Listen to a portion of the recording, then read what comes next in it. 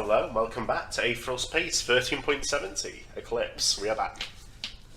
This should be called the fucking cowardice of a piece of shit. My goat has been character assassinated, everybody. This is not Musashi as we knew him. He would never do this shit. He just did.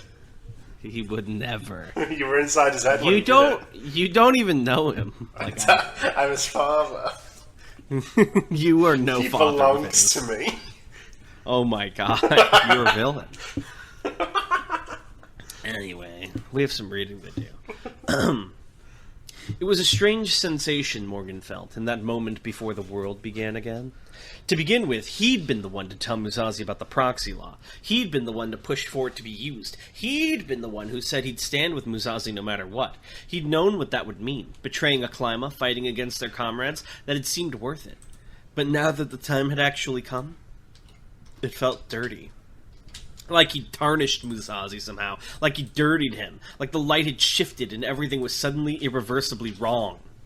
And yet, what was done was done.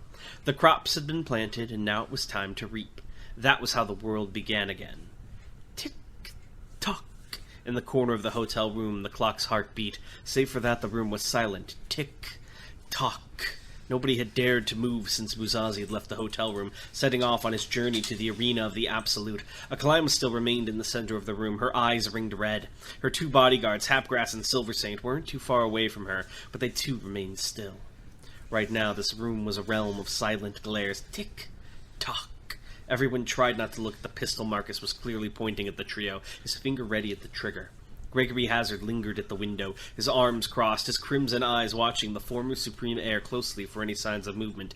Tick-tock. They couldn't be too careful, after all. Aklima's ability, Curse Hand, was one that opposed all Aether users. Just by making physical contact with someone's Aether, she could turn it against them, causing it to viciously attack their bodies, quickly disabling them. Paradise Karen had been exposed to the ability for nearly a minute and had never fully recovered, but even the briefest contact could be enough to take someone out of commission. Tick-tock. That was why Morgan was keeping his distance, remaining by the front door, Ioneer's hulking form by his side. If Aklima did try something, it would have to be Marcus Grace or Ash Del Durin who'd respond. Even uninfused, Marcus's bullets packed enough of a punch to damage Aklima, and Ash was a master of the killing arts, designed to even the gap between Aether users and those who went without it. Tick-tock. Ioneer, too, could probably dispatch Aklima without Aether. Morgan took the slightest step out of Ioneer's way, opening a path between the fell beast and Aklima. A bead of sweat trickled down his forehead and into his eye, causing him to blink. Tick-tock. There was the promise of violence in the air. The silence would not last forever, he knew. If that was the case, best he ended it himself. Morgan opened his mouth and spoke. Given the situation, it might be best that Aklima retire to her personal quarters. It's a more defensible area, after all. That wasn't even a lie. Aklima's room came with a lockdown function, and so it could work just as well as a prison than a fortress. It could work as a prison just as well as a fortress, maybe? If they could just keep her confined until Musashi got to the arena for the final match, then they'd win.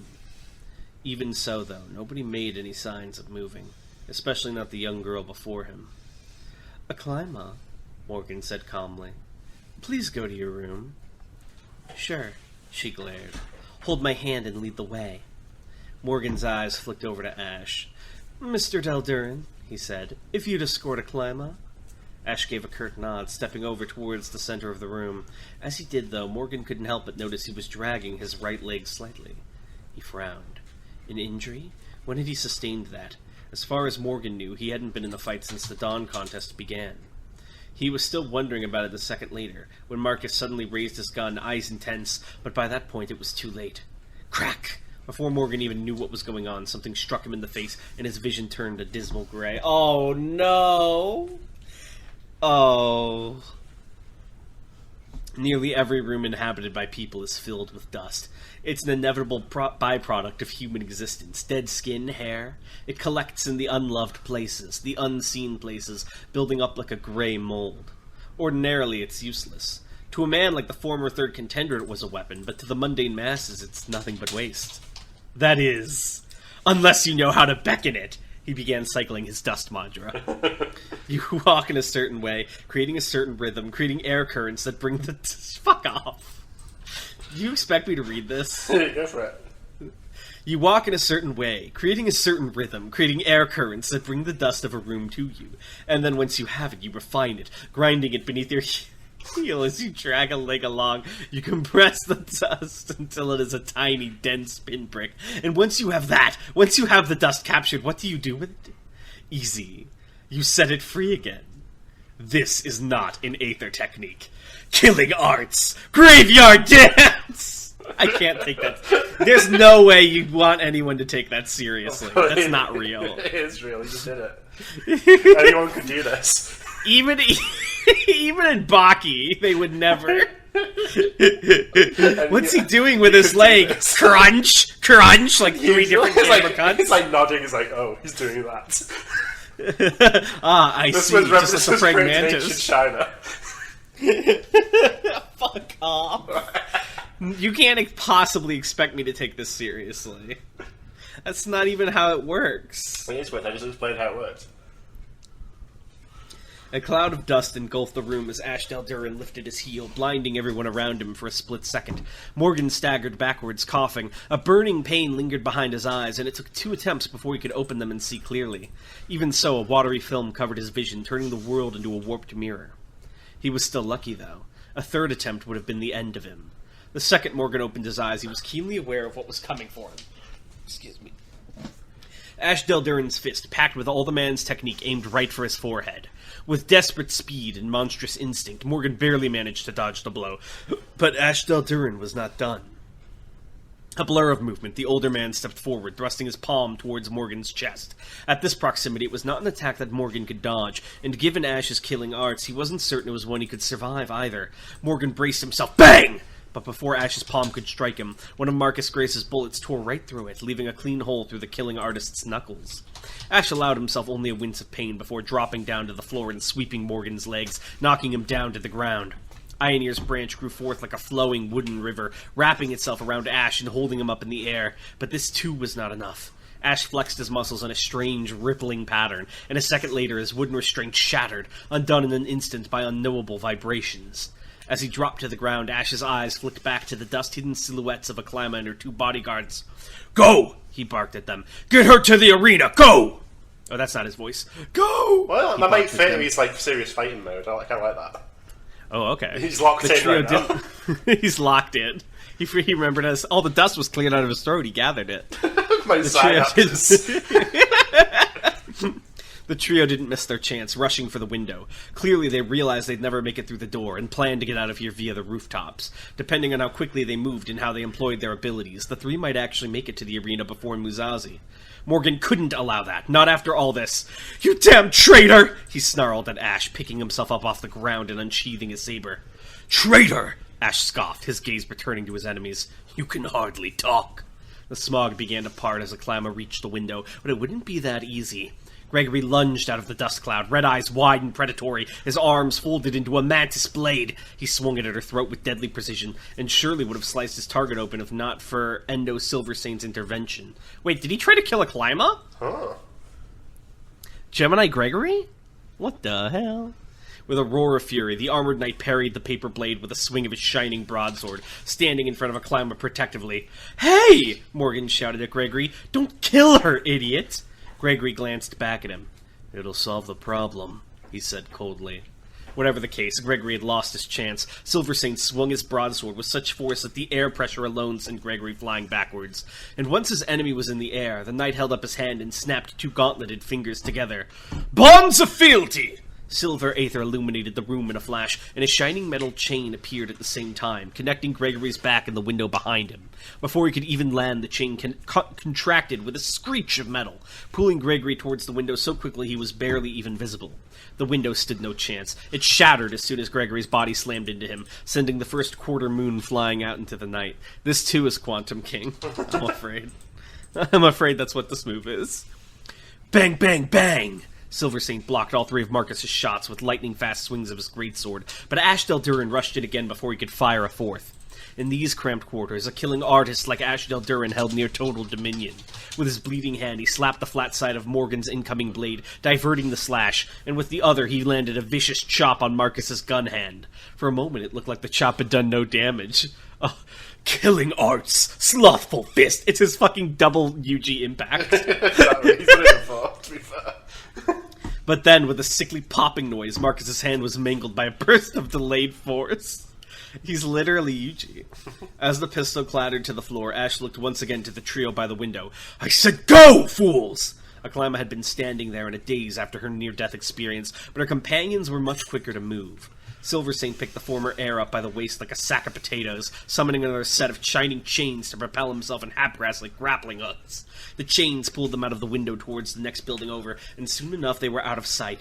Damn it! Morgan went to charge forward and pursue, but before he could take a single step, Ash Deldurin was right before him. Oh, I'm dead. Ash's gaze, Ash's stance, Ash's palm readied for a decisive thrust. All of those things communicated death to Morgan clearly. This was not an attack meant to incapacitate. This was not even an attack meant to end a fight instantly. This was an attack meant to end a life instantly. Oh, you should italicize life. There you go. This was an attack meant to end a life instantly. I never made my teacher proud. Motherfucker has the penance fist? I have conceptually severed your lifeline. Move! Oh my god! Sage! Move! Ioneer Yggdrasil chose that moment to act. Wait, what was his voice again? Well, he doesn't really talk often, but it's maybe like this. Move. Ioneer Yggdrasil chose that moment to act. Sage? What icon does he have? The tree icon. Hell yes. Wait, isn't that the life icon? Yeah, probably fits. Razor-sharp leaves infused with green aether filled the hotel room in an instant. Furniture, electronics, even the carpet, all of it was shredded by the deluge of vegetation, scraps sent flying through the air. The only thing that went unscathed was Ash Deldurin. The man flickered through the onslaught, winding through the air currents to avoid each and every projectile, his eyes still fixed on Morgan. Morgan let out a shuddering breath. He'd known that Ash was strong, especially in close quarters, but this was beyond what he'd expected. Had he grown even more skilled over the last 2 years, and this was without Aether? Let me tell you something, Ash declared, after images flickering around him as he danced against death. I'm going to go ahead and eliminate Toy Musashi now. Morgan's eyes widened, and he bared his teeth in a growl. Like hell! Ash's face was fixed in a disdainful glare. He's a traitor and a usurper, but as you're clearly one too, I won't bother arguing.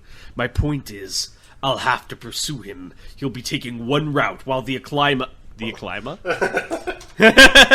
While Aklima and the others are taking another.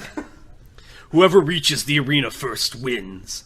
Scowling from the pain, Marcus slowly jerked his dislocated fingers back into position. What's your point? It's nothing complicated, Ash said. I just wanted to make sure you understood. Oh, that was Marcus. What's your point? Me when I get my fingers dislocated. It's nothing complicated, Ash said. I just wanted to make sure you understood. If you want to stop both of us, you'll have to split up. That's all. Marcus clicked his tongue. Cocky bastard. The leaf attack finally abated, and Ash snapped the last projectile out of the air between 2 fingers. He held it out before him, frost slowly spreading over its surface until he applied the slightest pressure and fully shattered it. Well then, Ash said seriously. Ready or not, comrades? Excuse me. He pressed his heel down, and the dust he'd accumulated throughout his dance surged through the room once more. Morgan raised his sword to defend himself, but he needn't have bothered. Instead of attacking, this time Ash just launched himself out of the broken window.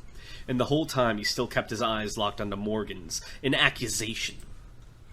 Damn it, Morgan muttered, looking at the remains of the hotel room. Damn it! Things had deteriorated way too fast. The situation wasn't as simple as keeping Aklima confined until the end of the Dawn contest anymore. If both Aklima and Musashi arrived at the arena of the Absolute to stake their claim as supreme heir, things could escalate into a full-blown civil war before the contest even started. Hell, there was no guarantee that Musashi would even make it to the arena anymore, what with Ash going after him. Musashi didn't know that Ash was an enemy. There was the possibility of a surprise attack, and, from what Morgan had just experienced, Deldurin certainly had what it took to achieve an instant kill. kill on an unsuspecting opponent. How long until Ash tracked down Musashi? How long until Aklyma got to the arena? Morgan gripped his collar tight. There was no time. There was no time to stand here agonizing about what to do. Decisions had to be made, right or wrong. Did Cadman not have a last name? No. Okay. I was about to ask because I accidentally saw a lion. Marcus! He barked. Go after Ash. Make sure he doesn't reach the commander. Marcus didn't hesitate. Roger, he nodded, charging out the door in pursuit of the killing artist. What about Aklyma? Ioneer Yggdrasil said, his rumblings assigned meaning by Morgan's mind. Do you lose your last name when you become Supreme, or is it like a weird situation where everyone destined for Supreme doesn't have one? Well, no. Well, it's because Damon hasn't had one. I don't think any of them have had a confirmed one. Some of them do have them, just I haven't told you them. Because they're all... Oh, okay. I never... Renee the Raven? That's not my name. They always get it wrong. It's Renee D. Raven. I see. Cadmon? That's what they're calling me. My name is Cat D. Mon. Shut up! What about Aklyma? Ioneer Yggdrasil said, his rumblings assigned meaning by Morgan's mind. Gregory Hazard will likely continue to pursue. Can you track her? Morgan asked, closing his eyes to prepare for disappointment. There was a cold and metal place. Morgan knocked! Ioneer creaked. There are no simpletons here to question. I'm as blind as all of you right now. Good to know that Ioneer considered everyone else blind, but that didn't solve the problem. They needed to intercept Aklyma before she could disappear into the city. There had to be a way to do that. There had to be a way. Morgan knocked opened his eyes. Ioneer, he commanded. Grow. You're with me. Gregory Hazard was a persistent one. He reappeared just as Aklyma and her bodyguards were leaping from one skyscraper to the next. So Gregory's on their side, but he's just, like, going too hard about it. Well, yeah, they're like, well, we need to capture Aklyma and just keep her locked down. He's like, I'll just fucking kill her. Don't worry about it. Peace and joy. He's too into it. At first, she had thought he was just a piece of trash drifting up the wall with the wind, but then he had unfolded his body, suddenly crawling up the building's surface, skittering upwards at a blinding speed. His crimson eyes were wide and staring, like a promise of blood, and in a second he was thrusting an arm-folded spear right towards her own eye. Clang! Once again, her knight Endo Silver Saint dashed in front of her, deflecting Gregory's stab with a swipe of his gauntlet. And once again, Silver Saint followed up before Gregory could even land. He seized the paperman by the ankle and, with a mighty roar, hurled him down through the skylight of the building. Looking down through the broken glass, he readied his greatsword. Mr. Silver Saint! Aklyma cried out. He looked up and gave her the tiniest rattling nod. Go! I shall hold this villain off! And without another word, he dropped down into the building. Mr. Silver Saint! Aklyma screamed, but before she could follow him, Anya seized her by the arm and pulled her along. Oh no, not Mr. Silver Saint. We knew him well. She was right. They didn't have time to slow down and defeat all of the She's only got two friends right now. You have to scream when they sacrifice themselves. To achieve their goal, they had to hurry to the arena of the Absolute. They had to get there before Musashi did. Musashi, only an equal can be your enemy. Aklyma's heart twisted at just the thought of him, the betrayal like an open wound. How long had he been planning all this? Since the beginning of the Dawn contest? Or even before that? She'd gone from being Balte's puppet to a toy's puppet. What a joke, what a mess. She'd known it, so why had she doubted herself? Why had she bothered to believe in him? She blinked away the tears as she sprinted across the rooftop, Anya by her side. There wasn't any time for regrets anymore. They had to get to the arena. That was all that mattered. Decisions had to be made, whether they were right or wrong. They had cards they could play. If anyone other than that crazy Hazard tried to get close to them, she could use Curse Hand to defeat them instantly, and Anya could use her flags if it came down to it. If they played those cards right, they could win against a shadow passed over them.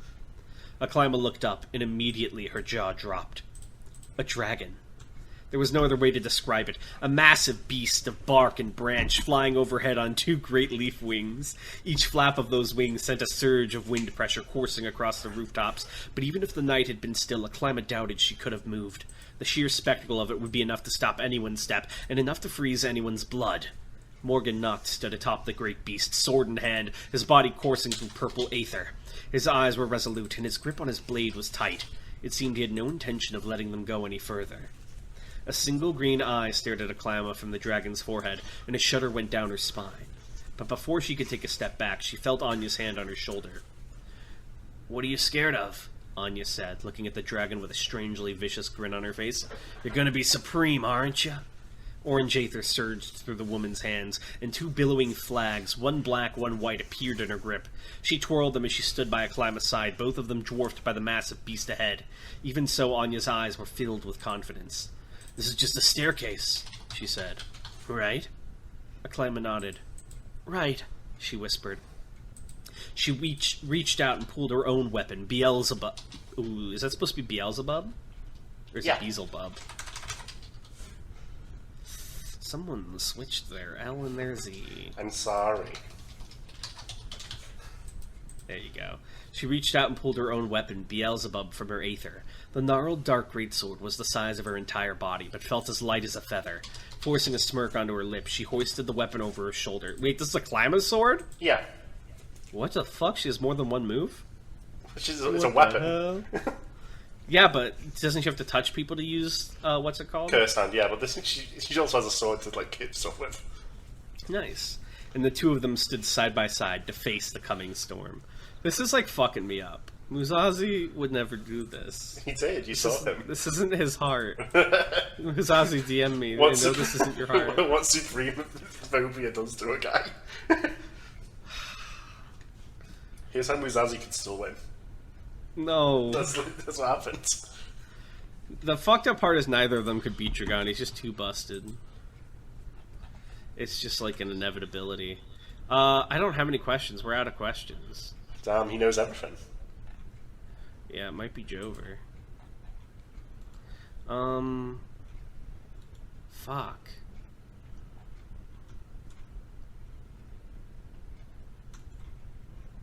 I guess that's it. If you're I'll give enjoying you Aetheral top Space, 5 strongest in the verse. How about that? Number 1, Boring Man, of course. Okay. Number 2, Astar, although all his Okay. feats have been off-screen and implied. Number 3 is Merva Kale if he unseals his eye. Oh shit! His forbidden arm. If he refuses with the hyena, his upper half. I was gonna say, yeah! Punished hyena, number 4. It's like to rule over the city. The city has an overworld and underworld, so I split myself in 2 to rule over both. Number 5, Robo-Sate. It's like RoboCop with Director Sate. Right, yes, of course, of course. Wait, who was the leader? It wasn't Sate. What was the name of the leader of the, like, guys in Arc 3? The sponsor of war. No, the guy that, like, made Skipper run around and do shit. The, like, security guy. The boxer. Dia? Yeah, Dia. Non-AV user, but he is number 4 strongest. Yeah. He uses his boxing techniques. This is not an Aether technique. It's called a left jab. He doesn't even have any. Yeah, he doesn't have any crazy things. He's just so good at punching. Yeah. With my left jab to right uppercut. In all seriousness, so, like, if I was going to go strongest, Ash, if he didn't have the Aether tick, would be like in top 10. Why is that his Aether tick? What do you mean? Why is he so unlucky? What decides what your Aether tick is? Well, I won't go into that. But he's just very unlucky, I would say. Like, if he didn't have that, he would. He's like, he could have been supreme. Wait, what do you mean we're not going into that? Well, I'm not going to say, like, where do Aether ticks come from in this question? But that does happen. There is a thing it comes from. Well, there's like a reason for it, vaguely. Like, it occurs. It occurs. It pretty much random, but there's like a basis behind it.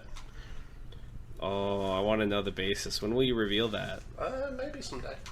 But like, if he didn't have that, he could have been. So he could have been the supreme man. He could have been a contender.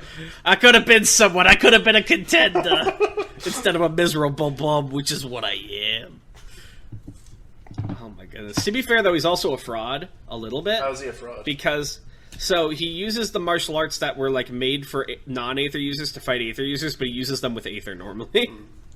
Well, as time has gone on, he's using Aether less and less. So at this point, he might as well be a non-Aether user, pretty much. He's just perfect. Why didn't fucking what's his face, Eli Macedora, learn these? He liked his weapon better. His fucking wasn't it like a whip sword? Yeah, netherwire whip sword. God, King of Killers, my ass.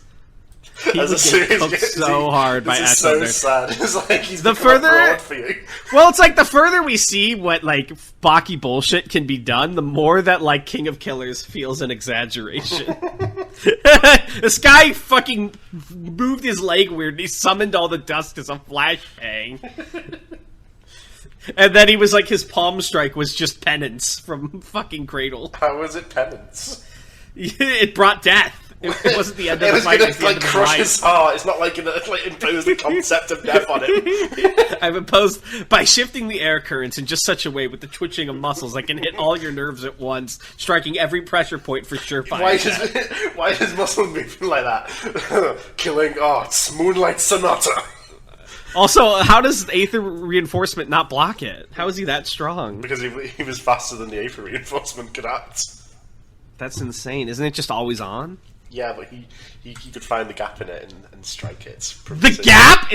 Is it not always on? Does it like flicker? Well, there's a slight movements to like the field that he can take advantage of. Not many people know this, but when you turn on a light bulb, it doesn't just stay on. Thousands of tiny currents Exactly. ran to the lamp. The Baki It's narrator usually would so come in quick to you tell you how he did it. you can't even notice the gap between them. Well, that is, of course, as long as your electrical's working properly. But nevertheless, there is a gap. A tiny fraction of a second. In that The only fraction one of a who can fraction of see a second. that fatal moment is the one electrician in this world, Ashdel Duran.